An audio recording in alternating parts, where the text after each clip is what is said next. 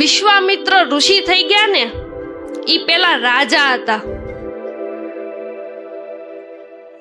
એને એક દિવસ પોતાનું લશ્કર લઈ, આખું સૈન્ય લઈ અને બજારે નીકળ્યા. તો રસ્તા ઉપર વશિષ્ઠ મહારાજની કુટીર આવી. એટલે આને એમ થયું કે હાલો આપણે ત્યાં દર્શન કરતા જાય. વશિષ્ઠ મહારાજની કુટીરે આપણે દર્શન કરતા જાય. એટલે આખું સૈન્ય ત્યાં વિશ્વામિત્ર ત્યાં દર્શન કરવાને માટે ગયા. એટલે ત્યાં વશિષ્ઠ મહારાજ હતા. એને રોકવાનો આગ્રહ કર્યો, તમે અહીંયા રોકાવ અને અમારી ત્યાં જમો, અમારો પ્રસાદ લ્યો, આવો એને આગ્રહ કર્યો. એટલા વિશ્વામિત્રને એમ થયું કે આની આટલી એવી નાની કુટીરમાં અને આ મારું આખું સૈન્ય એની આગતા સ્વાસ્થા આ એક ઋષિ કરશે, એટલે અમને જમવાનો ને રોકાવાનો આગ્રહ કરે. પણ ઈ એને જોવું તું, એટલે વિશ્વામિત્રએ વશિષ્ઠ મહારાજને હા પાડી દીધી. એટલે વશિષ્ઠ મહારાજે કીધું કે ભલે કાંઈ વાંધો નહીં.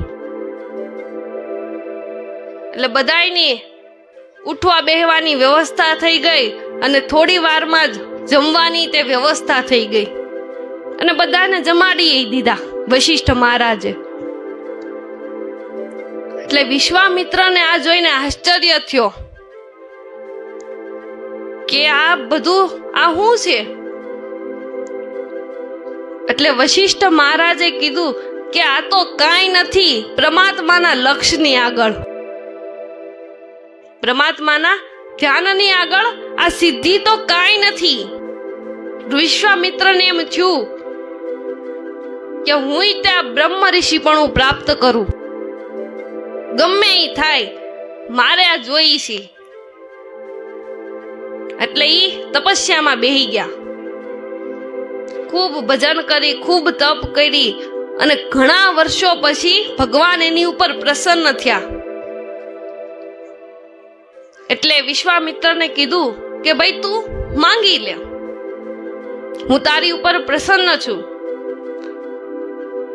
તો કે મને પરમાત્માનું રૂપ આપો, મને પરમાત્માનું રૂપ આપો. એટલે ભગવાને કીધું કે એની સિવાય બીજી કોઈ માંગણી. એટલે વિશ્વામિત્રએ એની હામુય ન જોયું ને પાછા તપમાં બેહી ગયા. પાછું ઘણો વર્ષોનું તપ એનું પાક્યું. પાછા ભગવાને કીધું કે ભાઈ તું માંગ.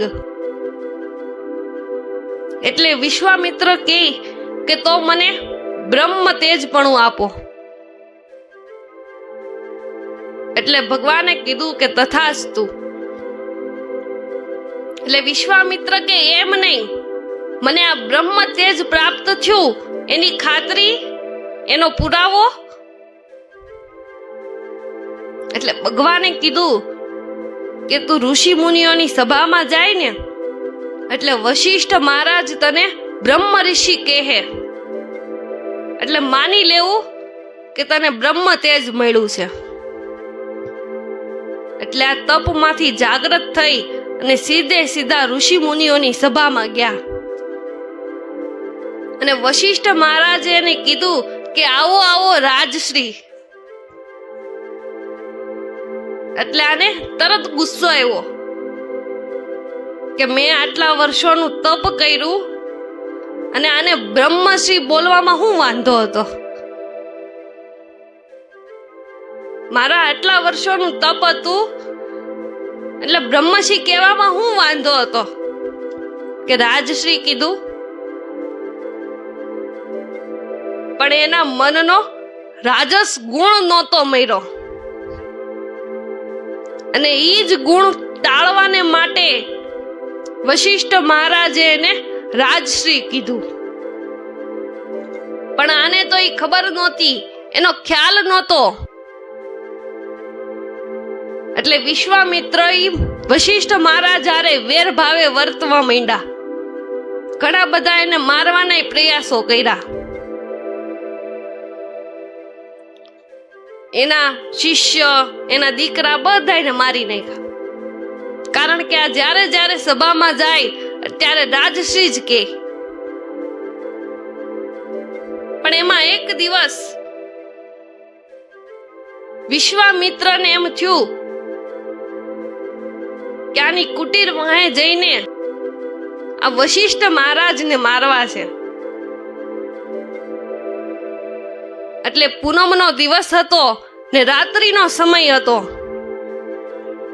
અને વશિષ્ઠ મહારાજ અને એની પત્ની બે કુટિયાની આગળ બેઠા હતા અને પાછળ આ વિશ્વામિત્ર એને મારવા આવ્યા હતા.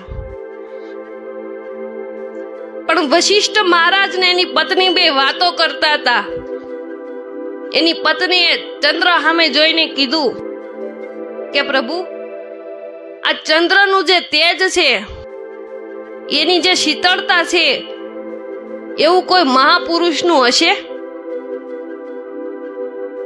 એટલે વશિષ્ઠ મહારાજે કીધું કે હા, આ ચંદ્ર તો કાંઈ નહીં, એના કરતા 1000 ગણું તેજ વિશ્વામિત્રની અંદર છે. પણ એનો જે થોડોક એવો રાજસ ગુણ છે ને, ઈ એને આડો આવે છે અને એને જ ટાળવા હાટું એને હું જ્યારે જ્યારે દેવ સભામાં આવે ત્યારે એને રાજશ્રીનું સંબોધન કરું છું. જો ઈ રાજસ ગુણ મટી જાય તો આ ચંદ્ર તો કાંઈ નહીં, એવું એનું તપ છે, એવું એનું તેજ છે, એવી એની કમાણી છે. એટલે એની પત્ની કે ઈ તો તમે કદાચ એના ડરથી આવા વખાણ કરો છો.